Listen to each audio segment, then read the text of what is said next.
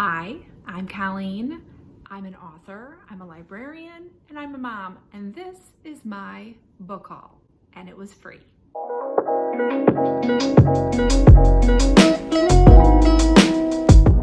So, let's talk about using the library. Obviously, I'm a librarian, and I love libraries, and I love books, and I do buy a lot of books, as you can tell from my mantle, and this is about 1/8 of the books that I own right here, but I really enjoy using the library because it's free and it's good for the environment, it's good for our wallets, it's good for my job as a librarian.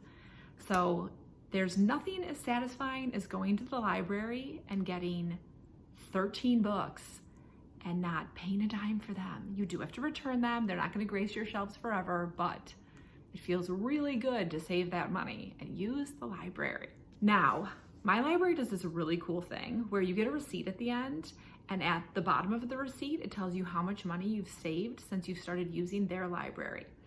So I moved here about 4 years ago and did not use the library for the first 7-ish months. And that was because we moved here. I almost immediately went on bed rest because I was pregnant with twins. And then when I had my twins, I have 2 other kids, and taking 4 kids by myself to the library was a little more than I could handle at that point in my life. Thankfully now I feel better.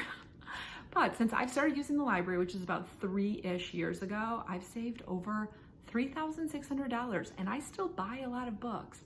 So that really saved me a boatload of money. Use your library. For my library book haul, I'm gonna start with my kids' books that I got. And I'm actually missing one because I think my daughter hid it before she went to school today because she was afraid I was gonna return it while she was gone, and she loved it. So the first one is called The Backyard Fairies by Phoebe Wahl, and it is gorgeous. The pictures are so beautiful and they're so folklorish, as how I would describe it. They're not Barbie looking fairies, they're more like rustic looking fairies, and she absolutely adores the book. We found that book because I review books on NetGalley, if you're familiar with it, and I got Phoebe Wahl's new book a few months ago, which is called Little Witch Hazel, and my daughter was obsessed with it.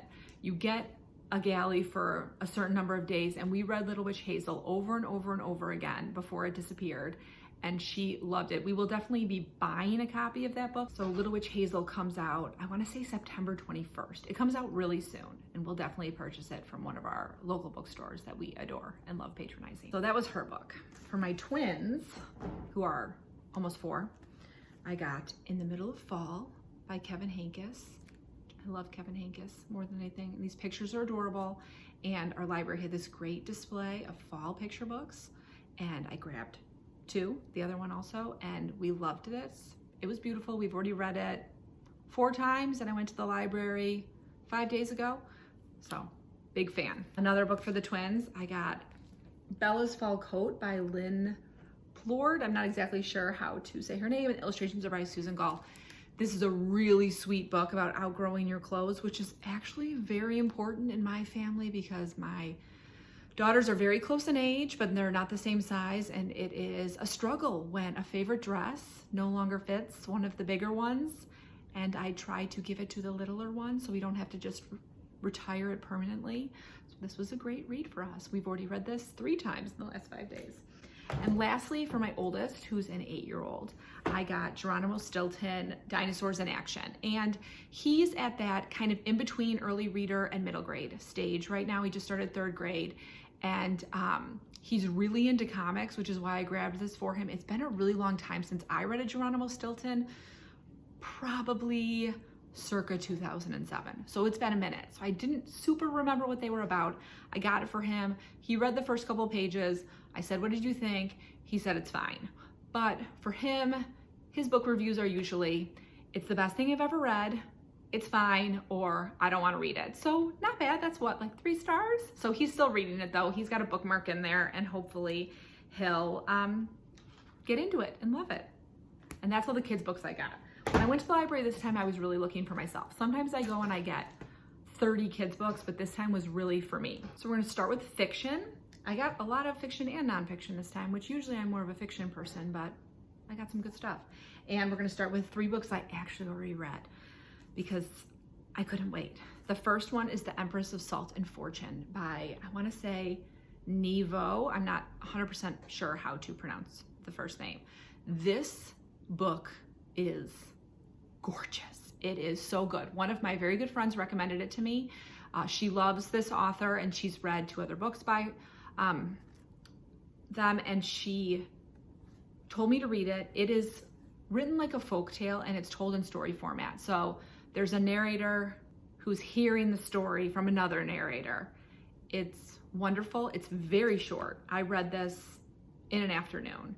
It is 120 pages. So if you are in a book rut and you like folktale, fantasy, it's wonderful. It's a folklore version of Imperial China.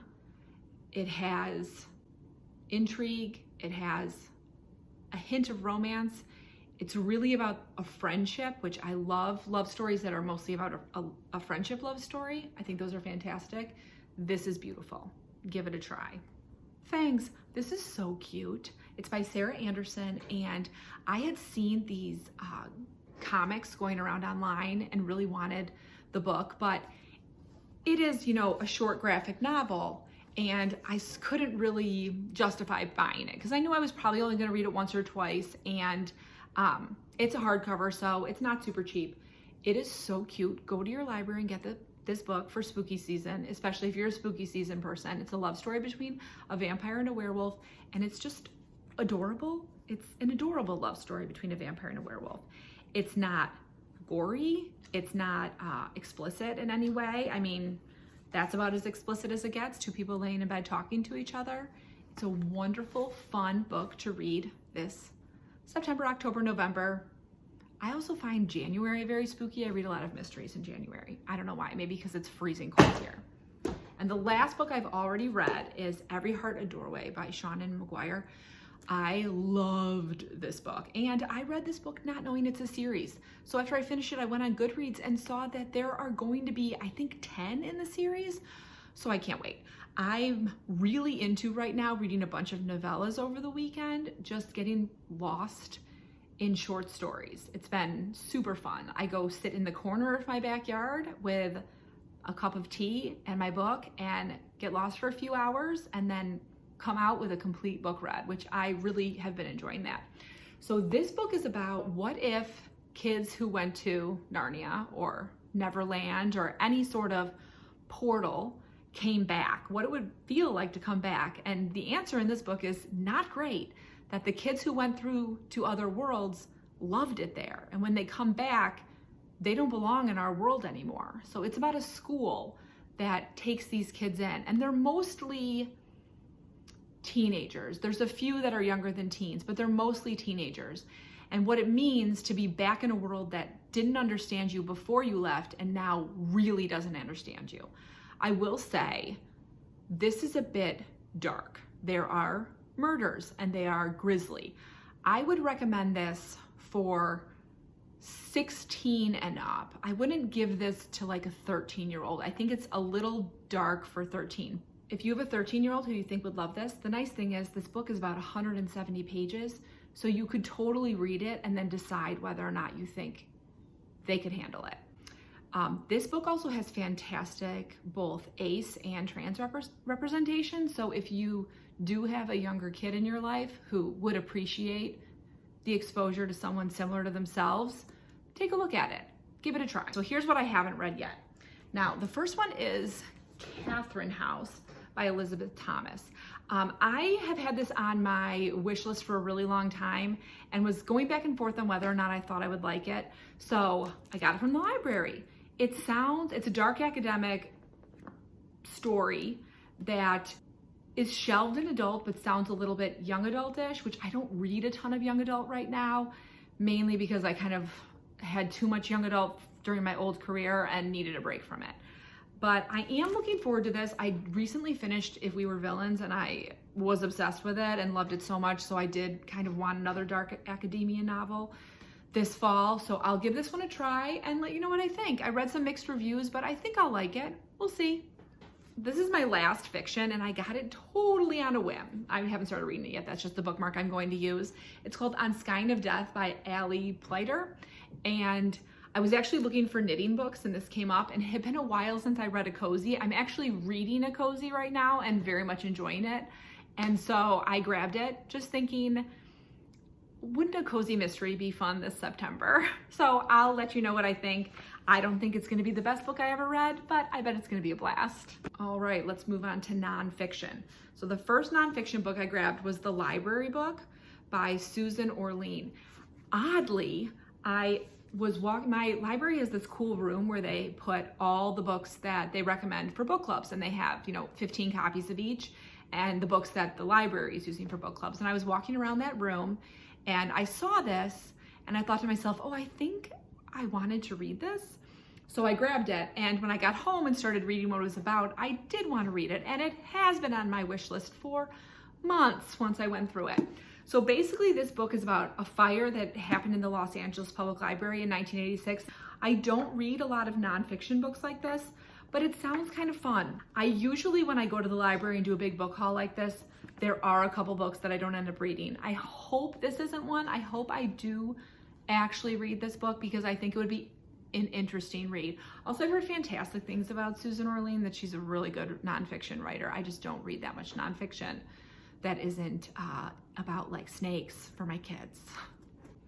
So my next one is Creators by Paul Johnson, and I grabbed that on a whim when I was in the fine arts room at my library. It says from Chaucer and Dürer, Shakespeare, Bach, Tiffany, Austen, Eliot, Wagner, Hugo, Verdi, Dickens, Belengia. I know I've got really bad accents in everything except English. Dürer to Picasso and Disney. And basically each chapter is about a different creator who's been very influential throughout the years. I grabbed this mainly because I thought if I'm not super enjoying it, I can just skip to the chapters I'm most interested in. Like I would love to read the chapter on Jane Austen and on Victor Hugo and on Mark Twain and on Eliot and Picasso and Bach. And we'll see whether or not I read the other ones. Oh, I definitely read Shakespeare too. I love Shakespeare. He's awesome. But so I'll let you know how much I read and what I think of it. So I got Outlander knitting. I actually am not a huge Outlander fan. I read the first book a long time ago in like 2004 probably. And I really loved it. And then I got the second book and I didn't finish it. I read about half. At that point in my life, I was working at an independent bookstore and I was reading about, I don't know, 12 books a month. I had to read a ton for that job. So if I wasn't loving something, I did not finish it. That's just how it had to be. Especially a book like that, you didn't really have to like read it to recommend it. I've watched the first 4 seasons and then I stopped, but I really loved the first 3 seasons. And I like to knit. I'm not a great knitter, I'm an okay knitter. There's, I think, 2 projects in here that I'm gonna attempt. The rest are too difficult, but if you're a great knitter, oh my gosh, there's some very nice looking sweaters and vests in here you should check out. I also grabbed the Colorwork Bible because it looked beautiful. And who doesn't want to look at a beautiful knitting book? It's all about what colors look good together and how to mix them to make beautiful knits. That color scheme is my favorite. So I will probably try to knit something easy with that, like a hat or a scarf or a blanket. The last book I got is one of the main reasons I love libraries, because I never would buy this book because it's way too expensive. And I'm actually trying to see if the price is in here, but I don't see it. And it's this. Impressionism and Post-Impressionism in the Art Institute of Chicago. I love the Art Institute. I live somewhat close to Chicago. I've really missed going to museums during the pandemic and I haven't started going back. I love the Impressionists. I find this type of artwork so soothing. And this is one of my favorite things about the library.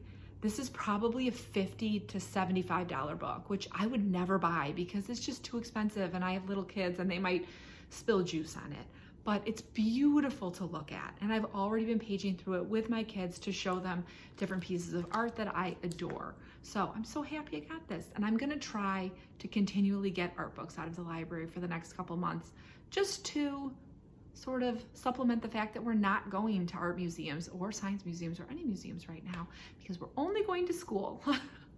So that is my library haul. I will let you know what I read, what I don't read, what I love, what is maybe okay. Remember, use your local library. They're wonderful, they're free, and If you're really lucky and you're like my library system, they got rid of fines. So basically there's this one book I've had out for 2 years. And when I saw the librarian, she said, you do need to return that or we are gonna charge you. But I still got to check out all these books. So, and I do know where it is. I found it. It was Mr. Putter and Tabby Paint the Porch, which is a fantastic early reader. But I found it and I will bring it back so I don't have to pay for it. Thank you so much for listening to my library book haul. Let me know what you're reading in the comments, what you're excited for me to read. If you've read anything, maybe you've read Katherine House and you thought it was phenomenal. Maybe you've read On Skein of Death, which I would love. If you have, please comment and let me know that. That sounds fantastic. Either way, I hope you're reading something wonderful. I hope you're having a relaxing, cozy moment, and I will see you in my next video.